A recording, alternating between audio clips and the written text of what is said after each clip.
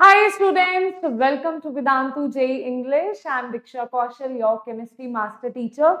And now we are going to start JEE Advanced previous year questions that are most standard and repeated questions from your JEE Advanced previous year questions. Okay. So from chemical bonding and coordination chemistry, we can easily predict the paper easily, right? And you can easily crack full marks out of these two chapters. It's not a big deal, right?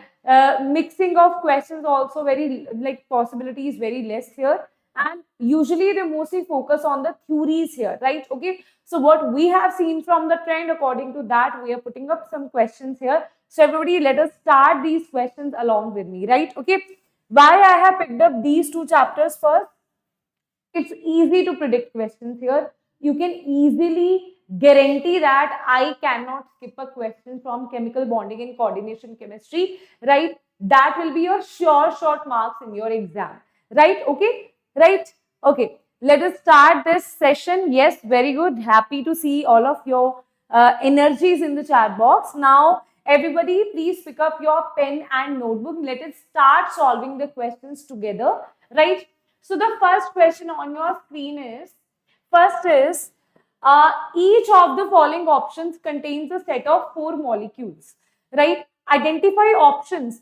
Now I have picked the questions, it's not like the questions are difficult, right? But because there are multiple answer questions, that is why you need to be very careful about it, that maybe one is correct, maybe two are correct, maybe three options are correct, maybe all the 4 options are correct, right? Okay, so now each of the following options contains a set of 4 molecules. Yes, identify the options where all 4 molecules possess permanent dipole moment. That means where mu should not be equals to 0. That means it should have a permanent dipole moment, that you have to see here, right? Now what we will see, we should know the diagrams of all of these, right? So if you see here, BF3, we know that BF3 is trigonal biplanar. So this obviously has, the resultant is this thing, this is the resultant. It cancel out the second part, if you see, because they are saying all the 4 compounds should be polar, should have mu not equals to 0, right? So if you see here, NO2, we know that NO2 is what? NO2 is this double bond, it's a bent V shape here. This kind of structure it has, right? Okay, now if you see this kind of structure it has, NO2, yes. Now what you will see here, that it is mu not equals to 0, right? If you see here, NH3, it is also having tetrahedral structure, that is this hydrogen, this hydrogen, this hydrogen. Then again mu is not equals to 0, right? If you talk about POCl3, POCl is P double bond O, Cl, Cl, Cl, again mu is not equals to 0, right? And then CHCl3, right? CHCl3 is also a tetrahedral geometry with C, this is Cl, this is H, this is H, this is H. It is not completely going to cancel out each other. That means here also mu is not equals to 0, right? So can I say that this is the correct answer? But this is JEE Advanced question, right? So we have to see other options as well. If it was like simple question, then we would have math B, right? But you can't eliminate the options here because maybe multiple options are correct. Now, if you see SO2, SO2 is also non-polar. We know that this 1, 2, 3, 4, 5, 6, right? Then C6H5, that means if you see on benzene, you have Cl, it is also, if you see that also mu is not equals to 0. H2S is also, this is selenium, it has 2 lone pair, this is H, this is H, that is the shape. Here also mu is not equals to 0. BRF3, if any of you remember, right? Now I'll just draw for one, like you are thinking, ma'am, how do you know all the structures? So if you don't know any of the structure, what you can do, you can apply VSEPR theory here, VBT theory, right? So here bromine, we know that is group number 17. 5 electrons are occupied, you are left with 2 electrons, that is 1 lone pair. 5 bond pair plus 1 lone pair means it is octahedral with 1 lone pair. That means this kind of shape it has. Again, we know that this is going to cancel. This fluorine and this fluorine is going to cancel. This fluorine and this fluorine is going to cancel. But you will be left with this fluorine and this lone pair here. That is the reason mu is not equals to 0 here as well. So C is also the correct answer. But now we have to see the last one, that is D. Okay. Now what about D, students? What about D? If you see carbon dioxide, C double bond O, double bond O. We know that mu is equals to 0. So this is ruled out. Even BCl3 is mu is equals to 0. Even BeCl2 is mu is equals to 0. Right? So this is completely ruled out. So answer is B and C is the correct answer here. Right? Okay. Okay. Understood? Yes, everybody. Now, next question is, okay. Next question is, everybody, proof passport photo you need, report 10 minutes before the examination. Yes, Vivid is also spreading knowledge here. Very good, Vivid. Right? If you have any doubts regarding JEE Advanced, you can put it in the comment section as well, so that we can, if you have some queries, what to carry and you know all these things, then we can also make a video on that to clarify that thing in detail. Right? Now, next question is, read the following assertion and reason and answer as per the options given below. So the first is, the electronic structure of O3 is given to be this. This is the electronic structure. You have oxygen, which is double bond. You have oxygen, which is single bond. When oxygen is single bond, it has negative. When oxygen is having 3 bonds, then it has positive here. Right? So that means, can I say this is the correct structure? Yes. Then reason is, this structure, they are saying why you can't have double bonds over here and here is not allowed. That is true, it is not allowed, because octet around oxygen cannot be explained. That is true, because here you have 1, 2, 3, 4, 5, 6, 7, 8, 9, 10. 10 electron. And we know from inorganic chemistry that the first element of every group cannot expand its octet, right, beyond its valency. So that is why that's not possible. So this is also the true statement. So both are the correct statements here, right? Okay. So answer is, both are the correct statements. So next is molecular shapes of these 3 things are given to you. They have asked you to identify the lone pairs here, right? Okay. Directly what you will do, right? So directly what we will do here, directly we will solve it for one by one for all of them, right? So you just need to calculate the lone pair here. If you talk about SF4, right? SF4, we know that sulfur belongs to group number 16. That means 6 electrons. 4 electrons are already occupied. You are left with 2 electrons, right? That means you are left with 1 lone pair. So this has 1 lone pair. Okay, this has 1 lone pair. What about CF4? It will not have any lone pair, right? Because carbon belongs to group number 14, right? That is 4. 4 electrons are occupied in the bond pair formation. So 0 electron means 0 lone pair. Then you have XCF4. Okay, Xc, xenon belongs to group number 18. So it has outermost electron 8 minus 4 electron. That means 4 electron. That means 2 lone pair here, right? So it will have 2 lone pairs. So answer is 102 is the correct answer here. So D is the correct option here, right? Okay. Next is, you can also solve it via hybridization. I was giving you a like easier method as compared to hybridization. Just calculate the lone pairs directly from the central metal atom. That will be way easier for you, right? Okay.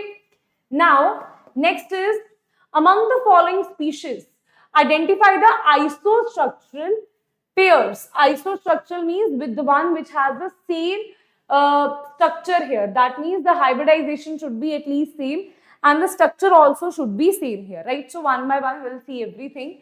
We are provided with 4 pair or 5 pair. We are provided with 4 pair. One is NF4, other is NO3 negative, other is BF3, then you have H3O positive, then you have NH3. Now, if you see this here, what I would advise you, firstly calculate the hybridizations here, right? Okay. For hybridization, you have a direct formula, right? Let me just show you that formula over here, right? Direct formula is this one, okay? This is the direct formula for your hybridization. Okay, so some question you will find calculating lone pair is easy. Some questions you see, main task is in chemistry. It's not like JEE Advanced chemistry is of next level, right? It's easy. You can easily, it's doable only. But if you consume a lot of time in solving chemistry questions, then there is no point, right? So chemistry, you should save your time. So our task is to make chemistry as easy as possible, right? So that you can answer all the questions within seconds, right? So if you see this here, half number of electron in valence shell, right? Then number of monovalent atoms, then minus charge on anion plus charge on cation, right? Okay, sorry, plus charge on anion, and negative will be added, positive will be subtracted here, right? So if you see this here, right, if I talk about NF4, let's calculate for NF4. So one by one, I'll calculate for only one. You will tell me for others. Okay, what is the steric number? Okay, you will tell me that, right? So if you see here, number of this is half, right? We know that here it is present in which valence electrons? It belongs to group number 15. 5 electrons here, right? So number of monovalent that has valency 1, that is fluorine is monovalent, right? There is no negative positive charge. So 5 plus 4, that is 9 by 2. Wait a minute. That is 9 by 2, is it? NF4, no. NF3. That's what I was thinking. What is this hybridization coming out to be? Right? So NF3. Right? So here it is half plus 3 monovalent atom, 5, 6, 7, 8, 8 divided by 4, that is sp3 hybridization. That means it is tetrahedral in structure. Similarly, calculate for NO3 negative, BF3, H3O and NH3. Right? NH3 is obviously going to have the same thing, right? NF3 and NH3 are the same thing only. No, it is N3H. Oh, ma'am, it is N3H. N3H, it's not NH3. I really hope so. That is only the correct answer, because I hope so there is no typing mistake over there. So NF3 is half, 5 plus 3. There is no charge, so answer will be 4. That is sp3 hybridizatus. NO2, nitrogen belongs to group number which? 15, 5 outermost electron. There is no monovalent. Monovalent means the one which is belonging to halogens group or which is belonging to group number 1. Either it should have one, it should gain 1 electron, it should lose 1 electron. Right? So oxygen is not monovalent, right? So it will be plus 0, minus 0. Negative charge will be added here. So 6 divided by 3, that is sp2 hybridization. It is trigonal planar in nature, right? Then you have BF3. If you talk about BF3 here, simply boron belongs to which group? 13 group, 3 outermost electron it has. Fluorine is monovalent, so we'll add 3 here. No charge is added here. Taking a half of it, you will have 3. That is again sp2. That is trigonal planar. Next is H3O. Oxygen is the centimetal atom here. Oxygen belongs to group number 16. So 6 outermost electron it has. 3 monovalent atoms it has, that is hydrogen. Now positive charge will be subtracted. Negative charge will be added. So here positive charge is subtracted here, right? That is minus 1. Here what we did, negative charge was added here. Here you had minus 1. So negative charge, the digit of the negative charge, the numerical value of the negative charge was added here. Positive charge is subtracted here, minus 1, because in positive charge means you are taking out 1 electron here, right? So it is minus 1, 4, that is again sp3, right? Last one is, okay, I think that's it. I think maybe then this was by mistake. They have given us, let me see if in the comments it is there or not. Sorry, in the options it is there or not. So we have seen that which of the two are isostructural? NF3 and H3O positive. NF3 and H3O positive. These are isostructural. NO3 negative and BF3 are isostructural here. So answer will be C is the correct answer here. Okay. So directly how you will answer these questions? By hybridization. Okay. You don't need to go through everything there. If something is possible by direct formula, we will use direct formula there. Right.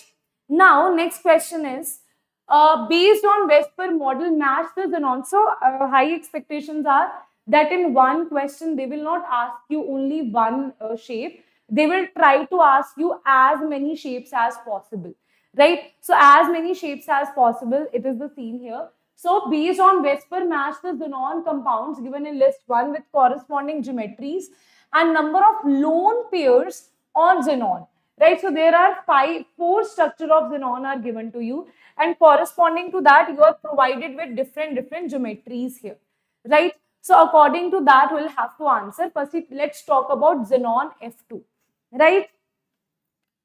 Okay, yes everybody, let's talk about xenon F2. Firstly, tell me xenon belongs to which group? Xenon belongs to which group?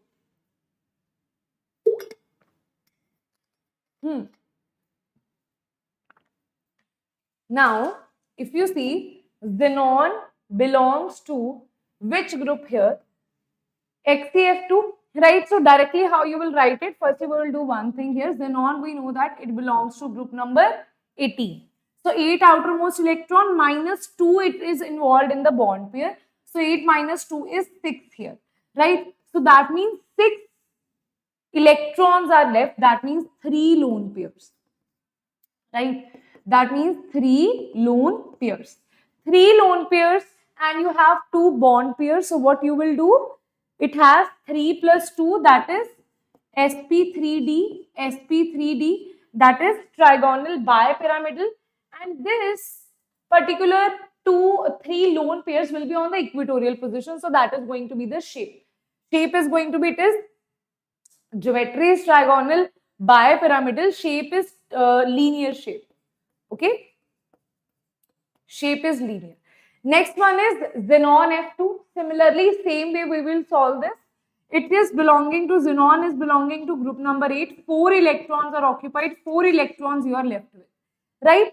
Now that means it is having 2 lone pairs. 2 lone pairs means what? 2 lone pairs means 2 lone pair plus 4 bond pair, it is 6. That is sp3d2, right? 3, 4, 5, 6, yes. Okay, sp3d2. Now here you will represent the lone pairs on the opposite positions. Okay, so that is here and here at 180-degree angle to each other. Here we see that square planar is the shape. Square planar is the shape. Geometry will remain that only, right? Next one is xenon O3. Now this one is important for you. Reason is, let me tell you, xenon, we know that it belongs to group number 8. Now always remember, whenever you see oxygen case, right, you can't say that 3 electrons are busy in bond pair formation. No, because oxygen always form multiple bonds. So you can see XCO3 means something like this it should be. That means each one oxygen is having 2 bond pair here, double bond here. So that is why 1, 2, 3, 4, 6 electrons are involved in the bond pair. So that is 2. That means 1 lone pair you will have. 1 lone pair per how many sigma bonds you have? You have 3 sigma bonds. That means it is 4. That is sp3. That is sp3. That is the reason here what you will answer. sp3 means tetrahedral. This is xenon. It has 1 lone pair and 3 oxygen bonds here. Xenon O3F2. If you talk about xenon O3F2, xenon belongs to group number 8 minus, now if you see this here, xenon 1, 2, 3, 4, 5, 6, 7, 8. How many electrons are involved? 1, 2, 3, 4, 5, 6, 7, 8. 8 electrons are involved, no lone pair here, right? So it has, okay. How many sigma bonds? 1, 2, 3, 4, 5. 5 sigma bonds, that means sp3d. Okay, when you're calculating bond pair electrons, you have to calculate even pi electrons. But when you're calculating hybridization, only calculate the sigma electrons, right? So here it is going to be trigonal bipyramidal. Now, why ma'am fluorine is on the axial positions? Because always electronegative elements are on the axial positions. Okay, that is how the geometry is trigonal bipyramidal. Now let us see the options here. If you see the options here, XCF2 trigonal bipyramidal 2 lone pair. XCF2 had how many lone pair? It had 3 lone pair. So you'll see 3 lone pair. No lone pairs were there in this kind of geometry, that is 4. 3 lone pair, I think that was here. It was having trigonal bipyramidal geometry, but having 3 lone pairs, okay. Then XCF4 is what? XCF4 is octahedral, right? Having 2 lone pairs, is it? Yes, having 2 lone pairs, right? Then XCO3 is tetrahedral, having 1 lone pair, right? So that is going to be the match the following. Here you can just see and answer that. B is the correct answer. P is 5, Q is 3 as we discussed, R is 2 and S is 4 as we discussed here. Right? Okay, students. Next question is, according to molecular orbital theory, which of the following statement about magnetic character and bond order is correct regarding O2 positive? Now here you have to tell according to molecular orbital theory, right? Which of the following statement about magnetic character is correct regarding O2 positive? We have to compare it with O2, right? So firstly, if you see, this is O2, which is having 8 plus 8, 16 electrons. 16 electrons we have, where 8 electrons are there in KK star. That is sigma 1s, sigma star 1s, sigma 2s, sigma star 2s. Right? So here we have 8 electrons that we are left with.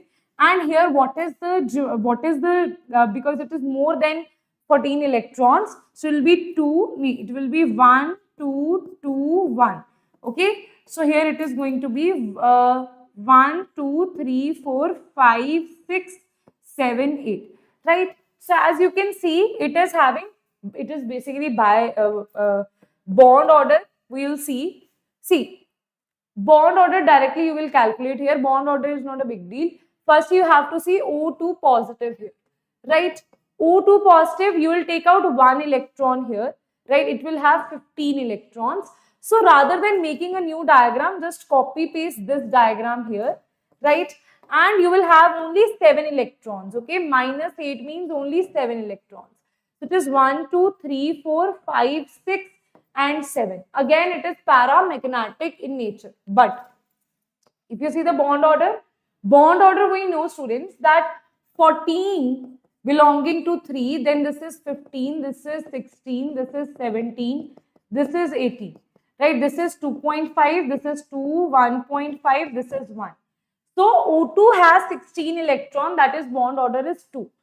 It is having 15, so bond order is basically 2.5 here, and here bond order is equals to 2.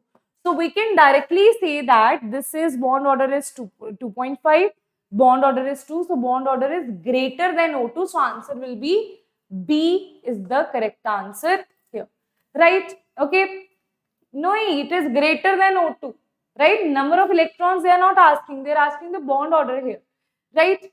Next is the common features among species. These are the 3 species that is given to you, and they are asking you the common feature here among these things, right? Bond order they are asking, isoelectronic species, pi acceptors, weak field ligands. Okay. So firstly, we will see the number of electrons here. It is having 6 plus 7 plus 1, that is 14 electrons. This is 8 plus 6, that is again 14 electrons, right? This is 7 plus 8 minus 1, because 1 is added now. So this is 7 plus 8 minus 1, that is again 14 electrons. That means for sure it is isoelectronic in nature, right? Number of electrons are same. So are all of these weak field ligand? All of them have bond order 3. See, if all of them are 14 electrons, the bond order is also going to be same. Right, so this is the correct option. Now let us see if there is any other option that is possible here. Bond order 2 is not possible. Bond order 3 and weak field ligand. CN is not a weak field ligand, right? So these 2 are eliminated. Bond order 2 is not possible. So answer is only A is the correct answer. Okay, only A is the correct. So you have to see whether how many answers are correct here, right? Okay, when you have multiple options, right? Okay. Okay, now let us see. Next is the number and type of bonds between 2 carbon atoms In CaC2R, you have CaC2, you have to see a number of bonds, the number and types of bonds between two carbon atoms. So if you see in CaC2, tell me firstly one thing, when you hydrolyze this is converted into this thing, right? So that means over here in the past also it must have some sigma and pi electrons, only then it is converted to hydrogen over there, right? So the number of types of bond between carbon atoms in this are 1 sigma and 2 pi bonds that we can see. So answer will be B is the correct answer here. 1 sigma and 2 pi bonds, that is B is the correct answer here, right? Next question is, according to MOT theory, yes students, according to okay, okay, I'll surely try my best regarding that. I'll try my best. Okay, firstly, focus here. According to molecular orbital theory, C2 2 negative is expected to be diamagnetic. O2 2 positive is expected to be a longer bond length than O2. N2 positive and N2 negative have same bond order. Then you have helium positive has same energy as 2. Now they are asking you, according to molecular orbital theory, which of the following are correct? Okay. So C2 2 negative. C2 2 negative means how many electrons it has? It has 12 plus 2, that is 14 electrons. Okay. But C2 2 positive is a very important case for you. So if you see this here, the common of the C2 2 positive here, it is sigma 1s, sigma star, sigma 2s, sigma star 2s. Then it is pi, okay, 2, and this is 1. Over here, what you will see that here, when you're adding 4, let's say, when you're adding, let's say, 14 electrons, right? So 14 minus 8 is equals to 6 electrons. So here you can cancel it out. 1, 2, 3, 4, 5, 6. Right? These are the number of electrons. As you can see, there is no unpaired electron here. So that means we can say it is diamagnetic in nature. Right? O2 2 positive is expected to have longer bond length than O2. Now, if you see the bond length here, directly see the bond order. Bond order is inversely proportional to the bond length. Right? How? Let's say N triple bond N. You have O double bond O. Right? So when the bond order is less, the bond length is larger. When you have triple bond length is short enough, right? So that is why they are inversely proportional to each other.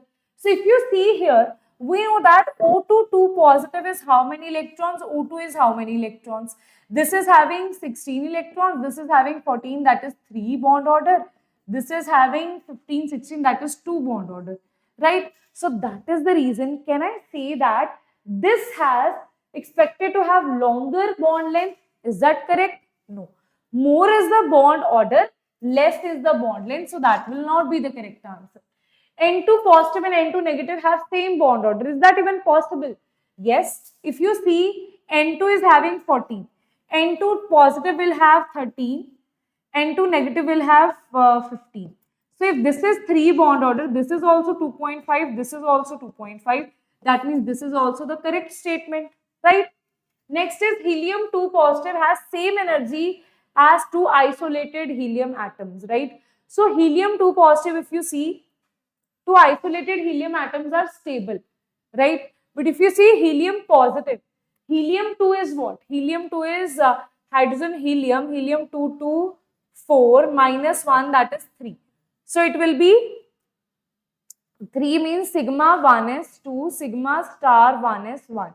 So that is 2 minus 1 by 2, that is 1 by 2, that is 0.5, which is not at all stable, right? So if it is not stable, so it cannot have the same energy also, right? If the stability is same, only then the energy can be same. That is, this is also not possible.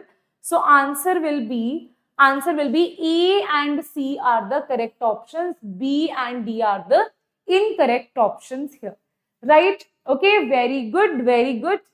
Next question is match Each of the diatomic molecule, you have to match it, right? In column 1 with its properties with column 2. Right now, you have to match column 1 with column 2. Right? Again, students, as you can see, the same kind of concept we are applying again and again and again and again. Right? Okay, Sugandhe, definitely I'll do that. Don't worry about that. Right? Okay, I'll make a session on that. Right? Now, let us see this. Match each of the diamagnetic molecules of column 1 with its properties with column 2. Right? So, if you see this here, this is B2, this is N2, this is O2, this is O2. So, now can I do one thing here? This is B2. So, firstly, they are asking you the paramagnetic. Let me see the options here. Where are the answer options? I think there is something missing here. Chalo, no issues. One by one, we'll have to see everything. Right? So, O2 is definitely paramagnetic. Right? Okay. Then, if you talk about O2 negative means it has how many electrons? Mixing of S and P orbital. Okay. If you see, O2 has paramagnetic, that is P.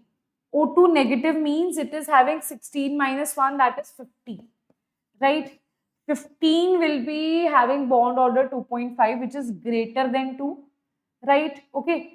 So greater than equal to 2, they are saying. Greater than equal to 2 is possible for this one, S, and this is S, right? Okay. This one O2 2 negative. If you give it one electron, then also it is going to be paramagnetic. Yes, P, right? N2, if you see, it is 14 electrons, right? It also has bond order greater than 2. So we can say it also is S, right? Now, 14 is what? Wait a minute. 14 is paramagnetic or diamagnetic. If you see, it is 2, 1, 2, 1. 14 minus 8 is what? 14 minus 8 is 4, 6 electrons, right? So 1, 2, 3, 4, 5, 6, 7, 8. Wait a minute. Right? N2 here, the bond order is greater than 3. If you talk about B2 here, they have not given us any answer. I think this is a little bit options are not given to us basically. Options I think are missed. Options are missed. That is why I'm not able to understand exactly what we have to answer here. So I'll directly jump to the answer only. Right? They must give you any match of the following. Right? It will be a multiple match answer. Right? Like O2 is also P and it is also S. Multiple match answer. Okay? So one by one we'll see. If we talk about A here, right? This is the option that they are saying is the correct one. We'll see one by one. B2 if you see, it is having basically unpaired electrons, right? That means it is going to be paramagnetic, right? Addition of electron will increase the bond order, hence it will undergo reduction here, right? When you add the electron, see, this is a very, very important point, right? When you have unpaired electrons in the bonding orbital and you are adding, let's say it is 1 and it is 2, right? Then you're adding 3, right, and 4. So what it is doing basically, you're making it paired, right? It wants to get paired, right? Because its bond order will increase, right? Okay, number of electrons. See, what is bond order? That is number of electrons in bonding minus number of electrons in anti-bonding divided by 2. If this electron is increasing, overall bond order will increase. That is why it will undergo reduction, right? Okay. Then we have N2. If you talk about N2 here, this is the diagram of N2. We have seen that already, right? So it is N2 is 14 electrons. Still here you have 8 electrons. Then 1, 2, 3, 4. Then you have 5, 6, right? Okay, 6 electrons we have done there. Now, here if you see, this is diamagnetic in nature. Addition or removal, if you remove the electrons or add the electrons, will decrease the bond order. How it will decrease? Because next electrons next electrons are in anti-bonding. Are in anti-bonding. Let's see this here. You have this thing. This is anti-bonding, this is anti-bonding. Till here you have filled how many electrons? 6 electrons. 1, 2, 3, 4, 5, 6. Next electron is going to be in anti-bonding. So we have to subtract something. That means if you increase the, see if it would have been this much, then I would have added electrons over here and here. That would increase the bond order. That means it will gain the electron. If you add more electrons here, it will decrease the bond order, so it will not gain any electron, right? Okay. And if you also remove, let's say that I told you about adding the electrons. If you remove the electrons, here you have 6 minus 0 divided by 2. Here if I remove one electron, that will be 5 minus 0 divided by 2, that is 2.5. Right? 6 minus 0 divided by 2 was 3. So that means what I am doing here is, again I am decreasing the bond order. So nothing will happen here. No addition, no removal of electron in N2. Right? Then oxygen. Oxygen is what? 16. It is 1, 2, 2, 1. How many electrons? 16 minus 8. 8 electrons you have to fill. 1, 2, 3, 4, 5, 6, 7, 8. This is anti-bonding. This is anti-bonding. Now understand one thing, that when you are adding one electron, you are adding it to anti-bonding, right? Okay.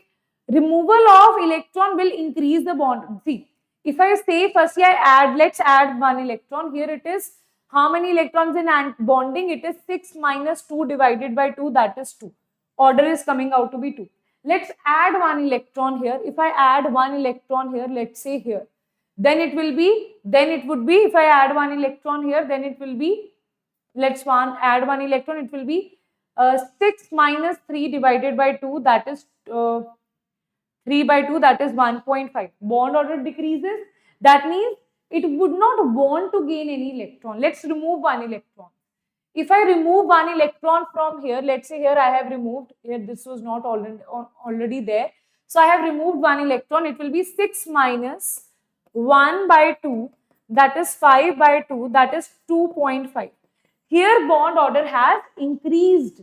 That means it is going to add the electron. Okay. So, it is going to remove the electron. So, you will remove the electron. Wherever bond order is increasing, you will do that thing, right? So, bond order will increase. A removal of electron will increase the bond order. Hence, it will undergo oxidation only. Removal of loss of electron is oxidation, right? Similarly, removal of electron will increase bond order of O2. Negative is the same thing, right? O2 is negative is what? O2 negative is this thing. O2 negative is this thing. 1, 2, 1, 1, 2, 3, 4, 5, 6, 7, 8, 9. O2 negative is this thing, right? So similarly, when you remove one electron from here, here it is 6 minus 3 by 2, that is 1.5, right? If you remove one electron, it will be 6 minus 2 by 2, that is 4 by 2, that is 2, right? So bond order is increasing here, right? So if you add one electron here, that will be 6 minus 4 by 2, that is 2 by 2, that is 1. Earlier it was 1.5, now it is 1. So that is the reason here we will only remove the electron here. Understood? Yes, everybody understood the concept here, right? Everyone understood the concept here. Regarding removal, you have to remove one electron. If you are not able to understand what exactly will happen here, remove one electron, then see bond order is increasing or decreasing. Add one electron, then see bond order is increasing or decreasing. According to that, you will tick the statements here. Right? Okay, students? Yes, everybody? Yes. More the bond order, more is the stability. More is the bond order, less is the bond length. Okay?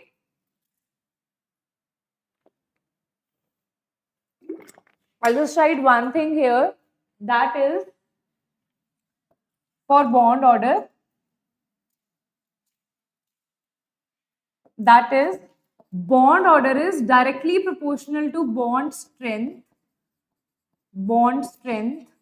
directly proportional to stability, inversely proportional to bond length. Okay, if you see, based on these things, they have asked you the questions. Okay, not directly the bond length they have asked you based on these relationships, they have asked you the questions. Okay, understood? Shall we start with the second chapter, that is coordination chemistry, right? Shall we start with coordination chemistry?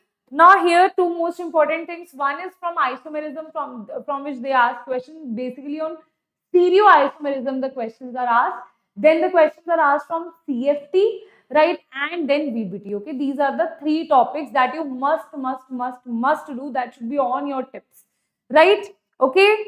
Yes, students. Everybody, yes? Okay. Now let us start the coordination chemistry here.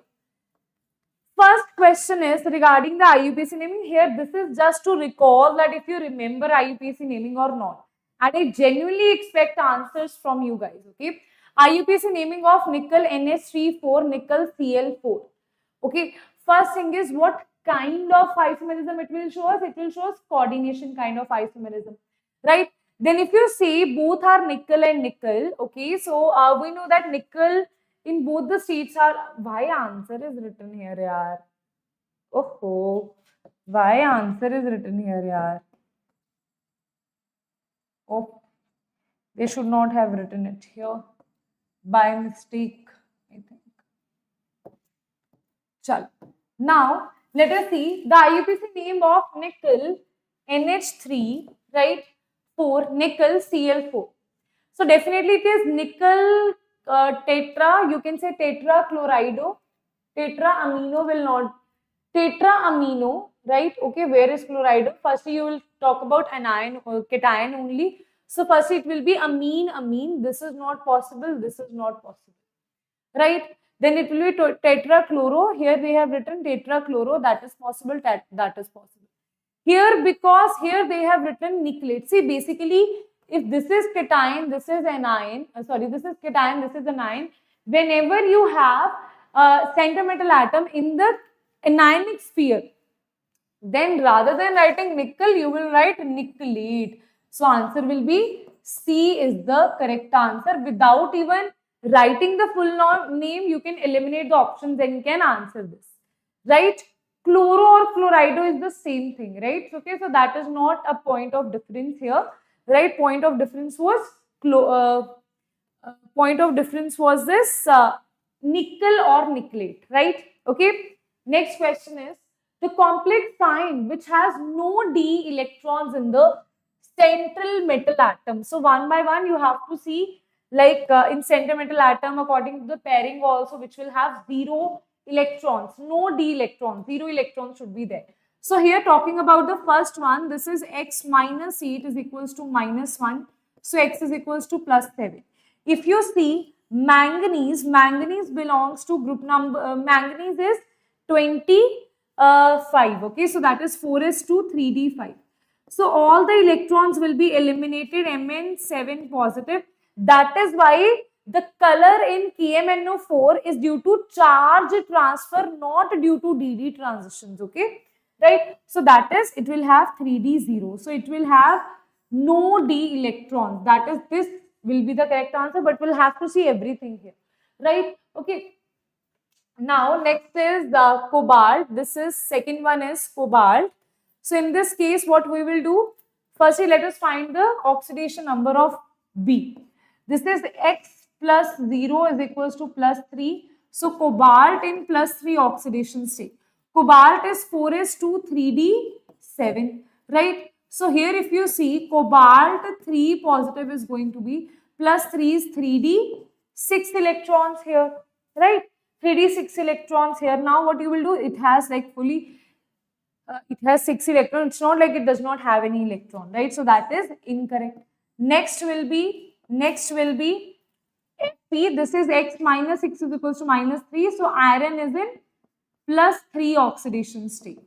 Iron is 4s2 3d6 plus 3 means it will have 3d5 configuration, right?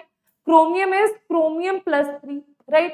Chromium is what? 4s1 3d5, right? 3 electrons means it will have 3d3. Again, that is not, it is having d electrons, so answer will be A is the correct answer here, right? Next is the complexes which can exhibit the type of isomerism shown by this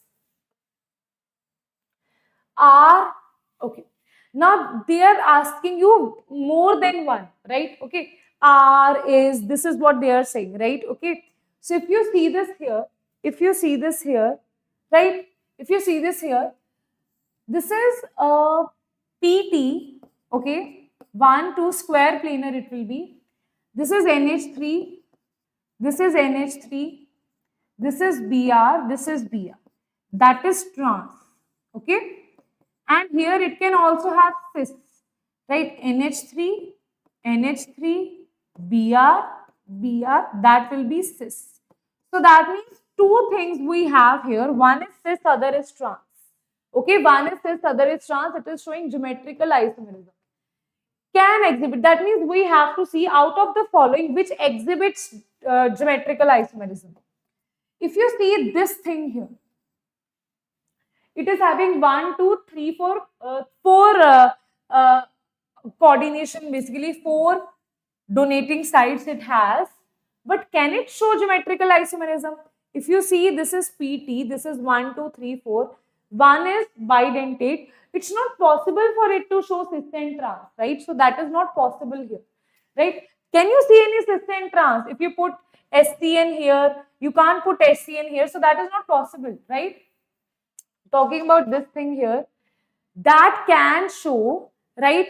But if you see this here, what is the structure, right? Is it sp3? Because this was sp3, that is how it was showing.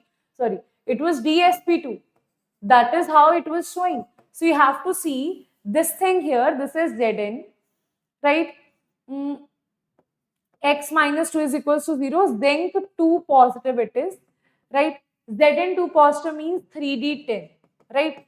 So it is having sp3 hybridization. So it's not possible. Tetrahedral do not show any geometrical isomerism. So this is sp3, so it is not possible in this case. Okay, in B it is not possible, students. Why? Because it is sp3, that is tetrahedral. Tetrahedral does not show any geometrical isomerism, right? Next is PTNH3Cl4. If you see this thing here, it is PT, NN, this can be NH3, this can be NH3, this will be ClCl. That is possible. Cis and trans is possible. 1, 2, 3, 4, 5, 6. Trans can be, this is NH3, this is cis, Cl, Cl, Cl, Cl. So cis and trans is possible here. What about the last one here? Last one. Okay, last one which is having one bidentate ligand also. If you see this, this is chromium 1, 2. How many donating sites? 1, 2, 3, 4, 5, 6. Because En is having 2 donating sites. So 2En means 4 donating sites. Right? So that is possible here or not. Let us see. 1, 2, 3, 4. Right? Here they have given you one En, other En. This is H2O and this is SO4. Right? This is this. But if you put it like this, this is Cr, this is 1, 2, 3, 4, 5, 6. If you put it like this is En, this is En, this will be SO4, this will be H2O. Then this is trans. This is cis. So En can be opposite to each other. That means here also it is possible to give cis and trans. So two possibilities we have, C and D. Both are possible, right? Okay, but most of you answered B, right? So you have to see which of the following are showing geometrical isomerism, right? Okay. This was not showing. That was a mistake that you all did, right? Okay. Understood? Next part is the reaction of PbNO3 twice and NaCl in water produces a precipitate, right? That dissolves upon addition of HCl of appropriate concentration. The dissolution of the precipitate is due to the formation of. Okay. So now what we are seeing, they are saying the reaction of PbNO3 twice and NaCl in water produces precipitate that dissolves upon adding HCl of appropriate concentration. The dissolution of precipitate is due to formation of which thing? So first we have to see the reaction here. So when you see PbNO3 twice with NaCl, it is basically going to give you coordination compound, right? So first it will give you PbCl2 precipitate, then NaNO3. Now this PbCl2, this HCl in excess, Cl negative is from HCl. This is in excess, right? When it reacts with this PbCl2, it is going to give you a coordination compound that is PbCl4 twice, a PbCl4 2 negative. Now what they have told here, upon addition of this appropriate concentration, the dissolution of precipitate is due to the formation of which thing? Why this precipitate got dissolved here and formed a coordination compound? That was PbCl4 2 negative. That is C is the correct answer. Okay, understood? C will be the correct answer, right? Next question is the geometries of ammonia complexes. Three things are respectively they are asking the geometries of ammonia complexes. The geometries of ammonia complexes.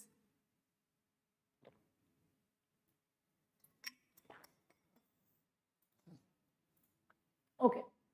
The geometries of ammonia complexes of nickel 2 positive, platinum 2 positive, zinc 2 positive respectively are, right? Okay. So you have to see the geometries here, right? Ammonia complexes, you have to see like in which form they actually make ammonia with ammonia, what kind of compound they form. Nickel usually form 4 like with coordination number 4, platinum also with coordination number 4. Zinc you have to see which with coordination number it will form the compound here, right? So one by one you have to see the ammonia complexes, that is NH3.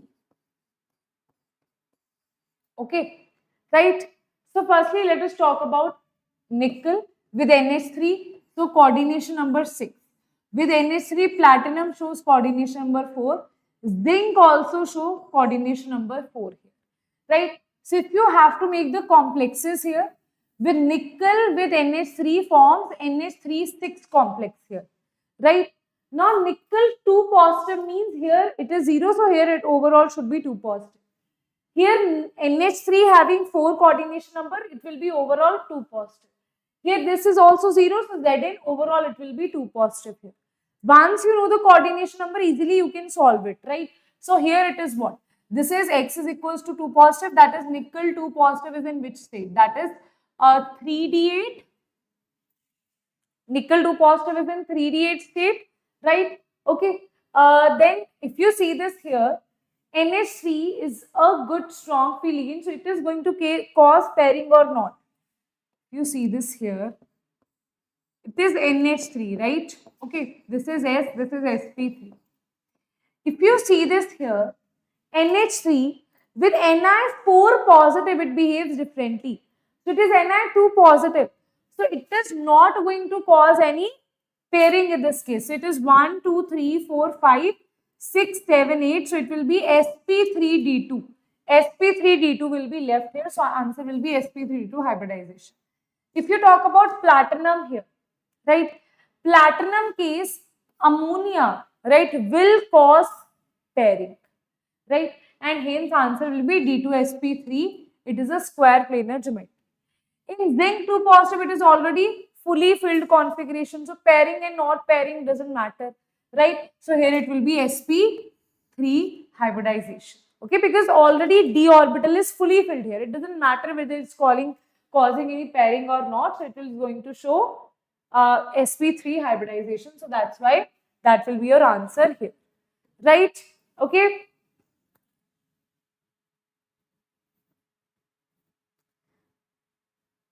Plus 2 oxidation state ammonia. Yes, that depends upon that which metal you are using. We can't say for every metal, right? For some specific metals only, right? Ammonia, oxalato, water, right? These are some of these. Sometimes show weak field ligand. They sometimes they show strong field ligand. So that exception I have already told you in the exceptional table. Okay, so that you have to be very careful. And in JEE Advanced, they usually ask you questions from the exceptions only, right? Where you can easily get confused that okay, this was the exception. It is supposed to be strong field, but it is weak field. These kind of question can be there, right? Now, this is a very simple question, right? So many times, I think there is no exception here, right? So, it is so many times we have solved it already. Nickel in 0 oxidation state, nickel in +2 oxidation state, nickel in +2 oxidation state. It will behave normally. It will cause pairing. It will cause pairing, right? But because nickel is in 3D, it is having 4. See, nickel in 0 oxidation state is 4s2 3d8. Total it has 10 electrons. So it will cause pairing, and here you will have sp3 hybridization in this, right? Tetrahedral. About this one, right? And here that is why all of them will be paired here. That is why this will be diamagnetic in nature. Diamagnetic. Talking about this one here, now here you have 8 unpaired electrons, and that is the reason all of them will be paired up, right? So it will be 1, 2, 3, 4, 5, 6, 7, 8, 1, 2, 3, 4. So it will be dsp2, right? And here it will be diamagnetic in nature. But this is having no pairing, no pairing. So you can say this and these both are diamagnetic. This one is paramagnetic. Why? Because again it has 3d8 electrons, but with no pairing. No pairing, so it will be 1, 2, 3, 4, 5, 6, 7, 8. 2 unpaired electron, okay? So you have to see which one will cause pairing. This was a simple direct question only, right? But a very, very famous question, okay? Right. Next is choose the correct statement among the following. So now here again you have to see which of the following is correct, okay? So these kind of questions can be confusing to you, right? So you have to choose the statements here. One of them is not correct. Maybe 2, maybe 3 are correct here. FeCl negative has tetrahedral geometry, right?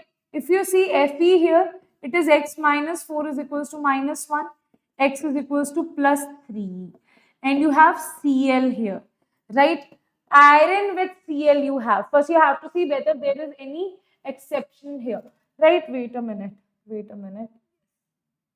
Oh, chalo koi baat nahi. I'll just do it here only, right?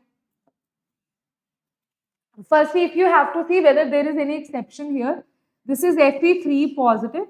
Fe we know that it is 3, 4s2, 3d6.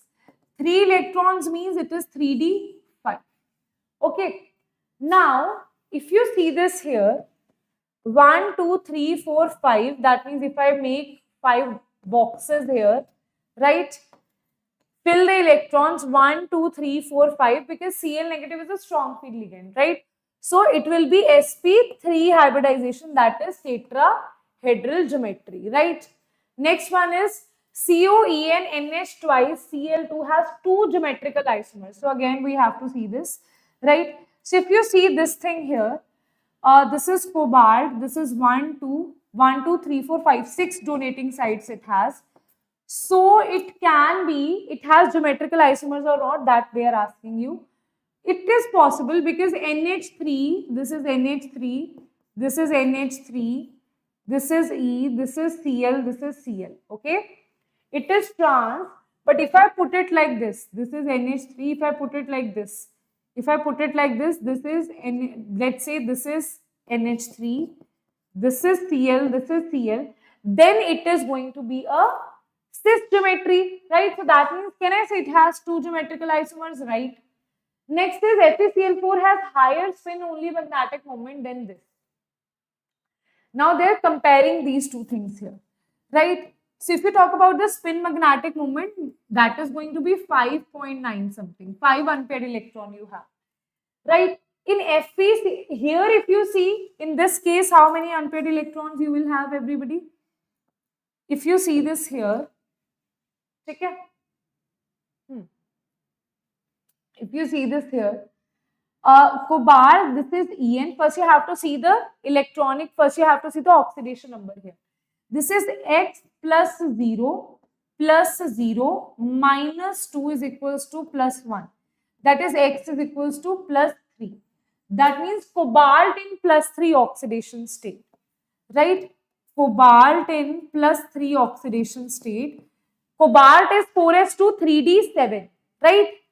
Now in plus 3 oxidation state, 2 electrons from here, 3 electrons from here, it will be 3d6. Right? Now, if you see this here, has higher spin only, that is true only. Right? So if you see this here, is any of them strong field ligand? If you see NH3, En is also moderate, chlorine will not work here, but this can cause pairing here or not. Tell me in the chat box if this can cause pairing or not. This is NH3, this is En. That depends on En and NH3 whether they will cause pairing or not.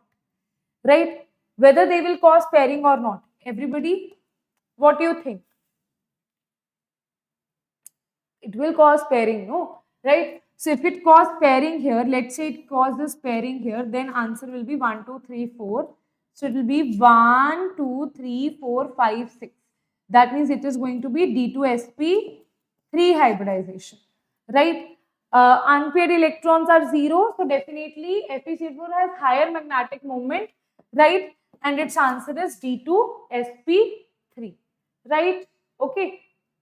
Wait a minute. Wait a minute. Wait a minute.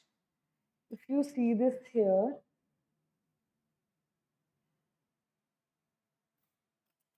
is it Cn or what?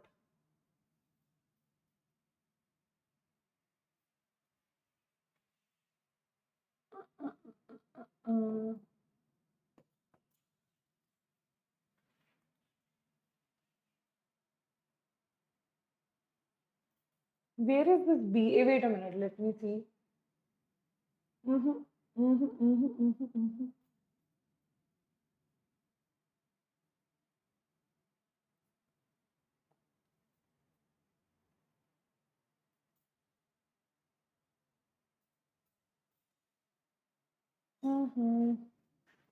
Where is this Cn coming out of? I don't have any Cn here, no? We don't have any Cn here, right? Is it? We don't have any Cn, right?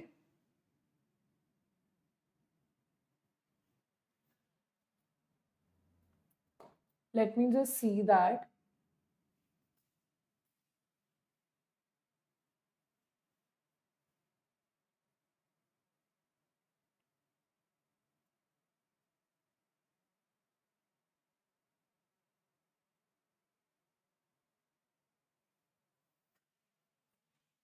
I think the answer is not correct here.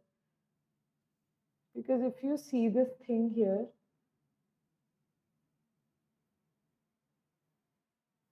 there is some kind of confusion, guys. Some confusion I have here because the answer is different, the question is different, right?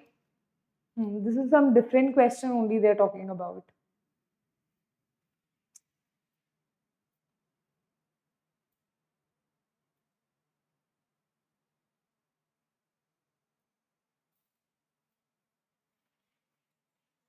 If En is here, then it should cause pairing. Cause pairing means it should be D2sp3, isn't it?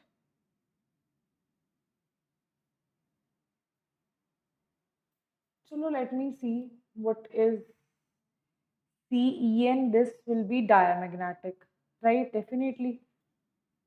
Then what's the issue? This is what we have solved here, no? We have solved NH3, right? En NH3 twice Cl2.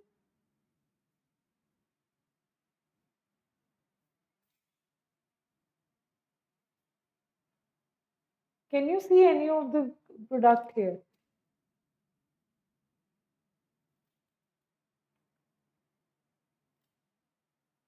I think the answer is incorrect here.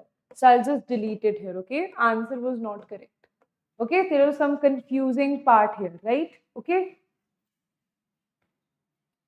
okay. Some confusing part here because according to that only, na, answer is given to be something and options are given to be different. So that is why it was making it very, very confusing, okay? So that is why I just deleted it, right?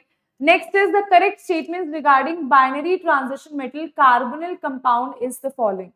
So next is the total number of valence electrons.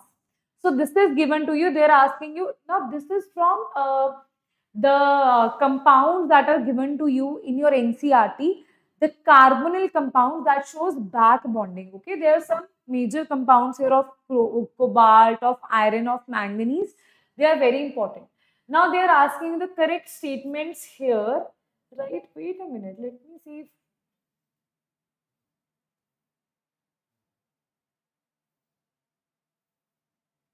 Chalo. Okay. I think there is some sort of confusion in that question. Okay. Let me see what you guys say is option A, how it is tetrahedral, ma'am. Option A, how it was tetrahedral. This one, no. Option A is so very simple because option A you have, this is the weak field ligand, so there will be no pairing. Option A was simple only, right? This is S and this is P3 are left, so it is sp3. Option A was clear only to us, right? Okay, there was no confusion in that, right? Okay. Now, here if you see, the correct statements regarding binary transition of metal compounds are, first is the total number of valence shell electrons at metal center in Fp this and Ni this is 16. So if you see the total valence electrons here, what you will see, iron we know that that is having 26 atomic number, right? And if you see here how many electrons are already involved, right? Carbonyl is giving 2 electrons each. That means 10 electrons it is giving. That means 16 electrons are vacant here, right? Okay, 16 electrons we have here, right? And here if you see nickel, right? Nickel we have, nickel is 28, then it is giving 4 to 8 electrons, then it is 20. So that means total number of valence shell electrons at metal center, we can't say 20, 16 for both of them, right? So here Fe and this complexes have 18 electrons in their valence shell. How it we can say that, right? So if you see this is iron 26, right? That is having plus 10 electron, that is 36, right? Here it is having how many electrons? Nickel is 28 plus 8 electrons, that is again 36. Okay? That means that both of them follows EAN route, right? Now if you see outermost electron here, that will be argon 18. After that, how many electrons you will have? After argon, you will have, let's say, nearest noble gas configuration, let's say that is 36, right? Before that, you had argon 18. So that means after 18, the valence electron will be 18, right? After 18 electrons, the outermost shell is having 18 electron only, right? So both of them have 18 electrons in the outermost shell, right? So that means first option was not correct here, right? They are predominantly low in nature, low spin in nature. So if you see carbonyl and this, right, they are good, like they cause good pairing, right? So that is why it will pair them up and it will cause low spin complexes, right? Metal carbon bond strengthens when oxidation state of metal is lowered. Metal carbon, right? So if you see this is the metal and this is the carbonyl carbon. Now we know that it shows synergic bonding, right? So carbon is also going to back donate here, right? Metal, no, actually what is happening? Carbon is donating, but metal is also back donating, okay? So bond strengthen when oxidation state of metal is lowered, right? If oxidation state is lowered, that means it will have more vacant electrons here, right? That is not possible. It will have, it should give, like strengthening will happen if metal has also that ability to donate the electrons, okay? So the carbonyl CO bond weakens when oxidation state of metal increased. Now this is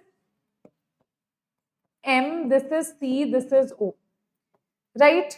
Okay, if you see this here, right, this is M, this is C, this is O. Exactly what is happening here. Metal is supposed to, carbonyl is donating the electrons here, right, by ligand strength, and metal is back donating through pi star anti-bonding orbital.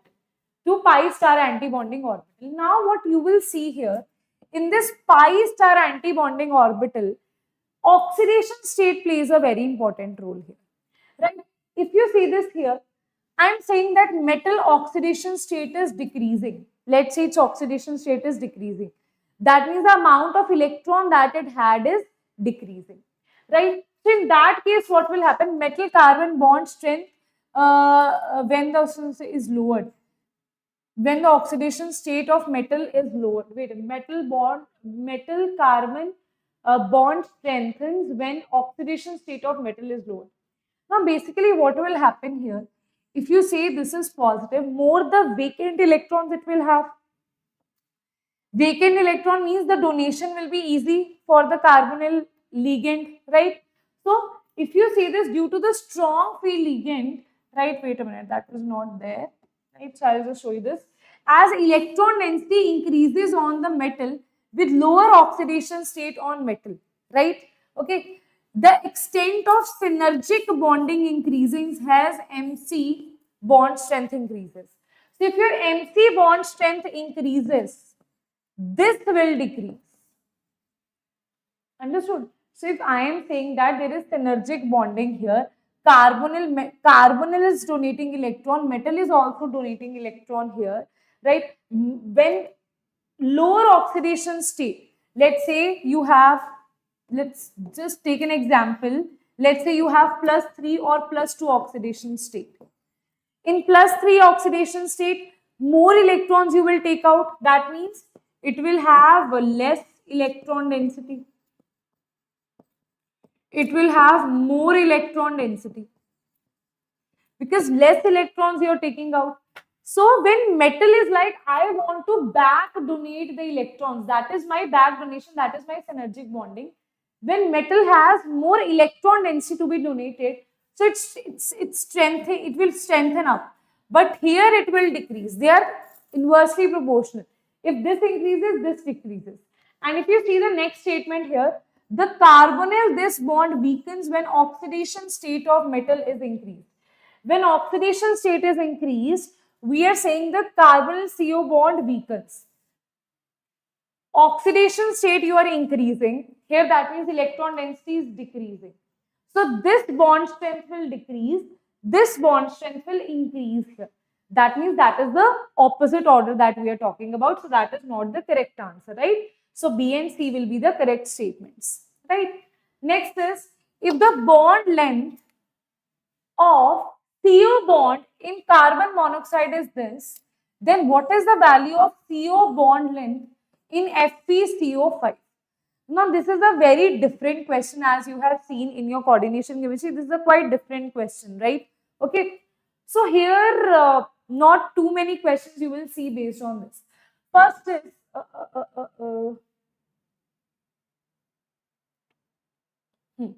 okay. So, first is, the metal to ligand bond creates a synergic effect which strengthens the bond between CO and iron. Okay, we know that this is metal, this is carbonyl, this is a CO, right? Now here what we will see, that in this case what has happened, right? In this case what has happened, the metal to ligand bond creates a synergic, this when it donates, it creates a synergic bonding which strengthens the bond between CO and the metal, right? These two bonds, metal and the carbon, the bond will strengthen up, right? As the bond increases, as we say, bond strength is increasing, more the donation, more the back donation, right? Between iron and carbon increases, the bond order between C and O decreases, right? Okay, we know that simple thing is that bond order is directly proportional to bond strength. Okay, See, we say that here your bond strength is increasing, right? Carbon to iron donation is increasing. Back donation is also increasing. In that case, what will happen? The bond order will also increase in this case. Bond order will increase. In this case, bond order will decrease. In that case, this is what they have written. If iron and carbon increases, the bond order between carbon and this decreases because they are inversely proportional. The effective bonding can be representing. Now, bond order will represent you whether it will have how much bond length, right? Okay. Now, bond length of, see, this is the bond length of CO. If the bond length of CO bond in carbon monoxide is 1.128, right? 1.128, it is already there. Now we have to see it will increase or it will less than that, right? Remember one thing also, that bond length is inversely proportional to this bond order, right? Okay, this is 1.128. Remember this also. Here we are saying the bond order is decreasing. That means bond length will increase, isn't it? Right? Okay, so this will increase the CO bond length, right? The answers, if you see, more than 1.128, this is more than 1.128, this is equal, this is more than 1.128, this is less than 1. Find the required answer here, right? A and C are the two values here where we can see that yes, bond length is more than 1.128 because the bond length here is increasing. Understood? So that was a very good question. Okay, that was a very good question based on the carbonyl bond strength here. What you have to remember is this is M, this is C, this is O. Just remember one thing, that as this will increase, this will decrease. And remember that when you have synergic bonding, the bond strength increases. So bond order will decrease, bond order will also increase here. If here bond order increases, here bond order will decrease. If here bond order decreases, then bond length will increase here. That is why we have to find that value where bond length is more, right? Okay, so that is why A and C can be the correct answer, any one of these, right? Next is list 1 contains metal species. Metal species they are containing. Their properties they are mentioning here. Okay, so you have to see the properties here. CrCN64 negative. This is RuCl62 negative.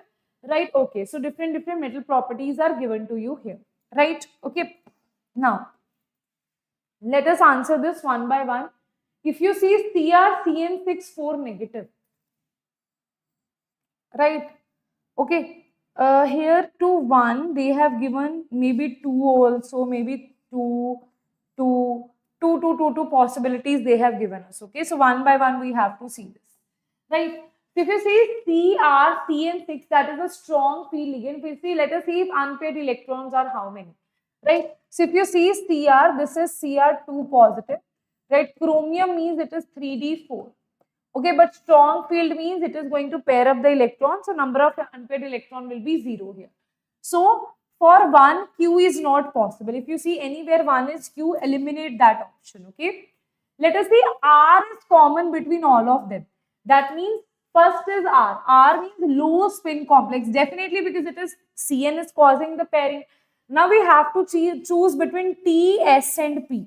Which of the following is correct? If you are able to choose that, then directly your answer you have, right? So one can be, first can be T. Let us see that. It is D4. It is not possible because here we know that chromium is what? Chromium is 3D4. Wait a minute, that is there. Chromium is 3D4 only. Is it now? Yes, chromium is 3D4. Because if you take out 2 electrons from chromium, it is 3D4. That means this is possible. So answer we got only that first is R and T. Let's talk about others also. If one S is possible, S is metal ion in plus for oxidation state, that is not there. Here it is X minus X is equals to minus 4. X is equals to plus 2. So it's not possible. One is R. Let us see if that is, one is R is possible, one is P. P is what? T2J orbitals contain 4 electrons. Let us see. It is octahedral, so it is 1, 2, 3, 1, 2, right? So in this case, what we will see, here you have 4 electrons, 1, 2, 3. Strong field means it will be here. T2G orbitals contain 4 electrons. Wait a minute, this is a strong field ligand. Then it will be 2 electrons. It is taking out 3d4. It is T2G. It is strong field ligand, na?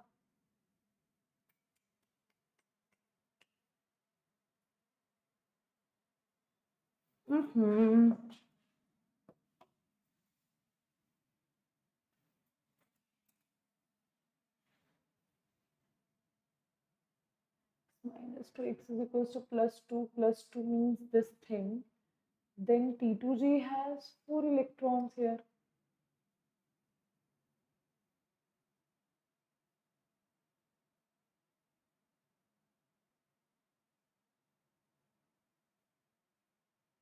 I think again the options are wrong or what?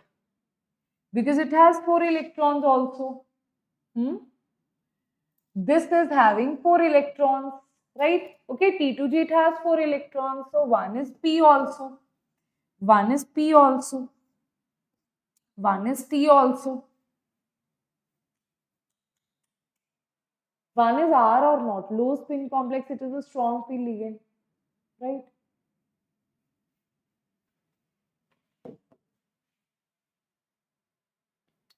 Let's calculate this in this matter. Low spin complex ion. Okay. Let's see if you talk about this thing here. Low spin it will be because it's a strong field ligand. Then it should have all of them. First should have match each list in list 1 with list 2. Right? That's not possible. Right? Here also they have written P, R and T. Right? All of them are correct in this case. Right? Then how come options are wrong? Options are wrong, beta. Options are wrong. Because it is also P is also right, R is also right, T is also right for this one. Right? It is a strong field ligand. Right? It is a strong field ligand. Right? So here that means PRT is the correct option. If you see the answer here is A, not possible. Right? Here it should also be P also. P also should be here, right? So option beta again it is not correct, right? So I'll not see why wrong options are being typed here, right? I have to ask that why wrong options are typed here, or maybe in the book or somewhere it is wrong, right? So let me see, maybe mistyping or something has happened here, right? So let's not focus on the options here because options are not correct, right? From options, one can be R also, T also, P also, right? So that means A and C, both of them are coming out to be the correct answer. You can't pick one of them, right? Okay, let's say you pick one of them. Let's say I pick this one, this one, this one, this one also. Let's say here they are asking you that you can't choose, you don't have to choose all of them. Let's say now you go for second one, okay? Let's say they are not saying that all of them might be the correct answer. Maybe the question is not about all of them. Maybe the question is out of these options, you have to select the best here. Okay, let's solve it according to that. So this E can be the correct answer. This C can be the correct answer. Now, like now talking about the second one here. Second one is RuCl6, right? That is having atomic number 44, right? So you'll see Ru4 positive is nothing but 3d4, right? So again, what we will see, this is of large size here. That is why low spin octahedral complex is formed here. Low spin means it will cause the pairing here, right? If your size down the group, we know that, see, this is 3D, this is 4D, this is 5D series. Down the group, the crystal field splitting will also increase here, right? That is why even though this is a weak field ligand, okay, this is very important. Even though this is a weak field ligand, but when you go down the, see, if you see CFSC, as oxidation number increases, CFSC increases, right? As you go down the group, CFSC also increases. So down the group we are going, that is why here CFSE is going to increase, right? And down the group you don't have any high spin complexes, right? You have low spin complexes only because there are pairing involved here. No matter it is weak field or strong field ligand. So that is why it will cause the pairing. It will be 1, 2, 3, 4, 5 and the electrons will be 1, 2, 3, 4, right? Because it is having 3d 4 electrons. So that is the case here. Now here for second what you have? For second again you have PRST, all of them are correct. Okay. For second you have PRST, all of them are correct. Let's say for second you have T2G orbital have this much, low spin complex it is, D4 species, metal ion in +4 oxidation state, that is also true here, right? So for this PRST, all of them are correct, right? So if you see for second PRST, that means either this or this, both can be the correct answer here as well.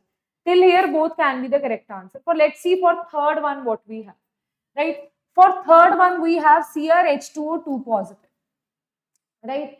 Chromium is in +2 oxidation state, it will be 3d4, right? So again one option is correct, that here it does not exist in +4 but it has D4 species, right? Now if you see this here, it is water.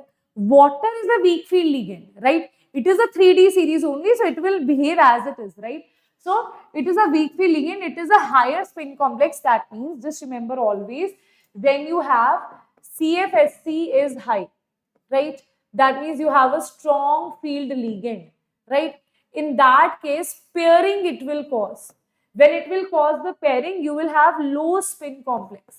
Opposite is for weak field complex, right? So you have weak field complex, that is why you have high spin octahedral complex here, right? So electronic configuration you can see 1, 2, 3, 1, 2, it will be 1, 2, 3 and this is fourth one, right? So here what you will see, Q and T are correct. How about Q and T? This third one is Q, that is spin magnetic moment is 4.9 here because you have 4 unpaired electron, right? And D4 species it does not exist in +4, low spin not, T2G orbital contain 4, no, right? So Q and T. So for third, Q is correct. R is not correct for third one, right? R, that is, it is not a low spin complex. So here you will eliminate the third option, okay? So it was a game of options basically, right? It was a game of options only, that here you will see, here also both of them are correct, here also both of them are correct. On the third page, you will see that, okay, this one is the incorrect now because third R is not possible, right? To third R is not possible. Now also you have to see the fourth one here, right? That is why in JEE Advanced you have to see all the options here. Here we know that, okay, this exists in the D6 configuration and here this is a weak field ligand, that is why it will be a high spin octahedral complex, right? So that is the reason if you see this here, it is having 3d6. So if you put the electrons here 1, 2, 3, 4, 5, it is 1, 2, 3, 4, 5, 6. So it is having 4 unpaired electron only, that is magnetic moment is going to be 4. So that means P and Q are correct here. That means this is T2G containing 4 electrons. P and Q, it is having 4.9 electronic configuration, sorry, 4.9 magnetic moment. It is a high spin complex. It exists in +3, I think, oxidation state. And this is D4 species, it's not D4 species, right? Okay. So that means it is D5 species, D6 species, right? Oxidation number is +2. That means only P and Q are correct here. So P and Q are correct. This is also eliminated here. So that's how answer will be A is the correct answer. Okay, right? Okay, yes. Down the group you have to see, this was the important part here. First is options are important, right? Because options you can mismatch here, right? Here see, all of them were correct. This was also correct. This was also correct. So here you can get confused. Second thing was this one. You should know that when if it is not an element of 3D series down the group, even if you have a weak field ligand, then it will behave as a strong field ligand. No matter you have water, chlorine, fluorine, whatever ligand you have, down the group there is no weak field or strong field all of them are strong field, right? Okay, it's crystal field splitting energy always increases down the group. Okay, understood? That was the important part there. Got it? Yes, everyone? We had to check everything. So that was not a lengthy question, but options made it very lengthy for us, right? So in JEE Advanced, just take care of one thing. Like in JEE Mains, what you do is you can eliminate the option and quickly answer. In JEE Advanced, you can't do that, right? So you will have to solve everything. There will be some minor mistake that you might do, right? So take care of the exceptions also in the JEE Advanced. Now, students, if you see over here, then there are our Pune and let's say Tamil Nadu, Telangana, Delhi, Bihar, Odisha, Maharashtra, Andhra Pradesh, Pondicherry, Karnataka, Uttar Pradesh, different centers as you can see over here, right? Okay, so these are our offline centers where currently the scholarship process is going on through IVSAT also. And if you see this here, 40% scholarship on JEE and NEET courses, offline JEE and NEET repeater batch it is, which is starting from 25th of April. So still you have time here.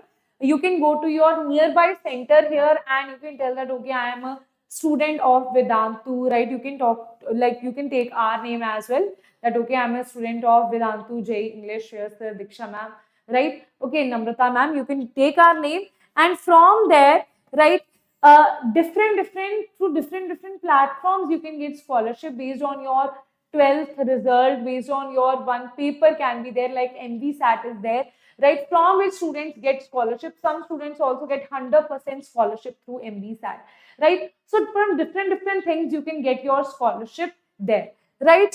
Okay, then this is the MVSAT that I was telling you about. Even 90% instant scholarship is possible here. What you have to register yourself and give this paper, like give this exam. If you feel that, okay, my this JEE attempt was not good, I want to prepare again for that. So you can go through this MVSAT scholarship side by side, because right now you're also preparing for other exams.